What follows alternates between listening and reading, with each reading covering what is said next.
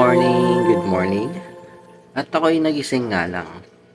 Kasi nag-ano lang ako, nag-CR lang tayo. Tapos sumilip ako dun sa ating backyard. At meron ako nakitang mga male and female na naghahabulan. So yung ating oranda na kirin na female is ano na po, nag-lay na po ng egg.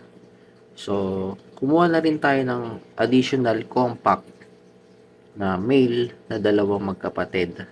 Isang kaliko at saka isang red and white. Ito siya.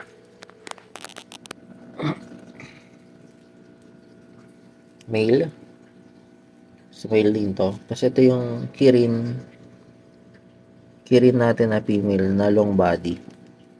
So, para maging compact siya, kumuha ko ng dalawang short body na maganda yung pagka niya, maliit lang para maging balance.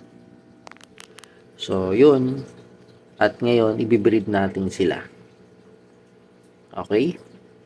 So, yun na muna ang update natin. Peace out!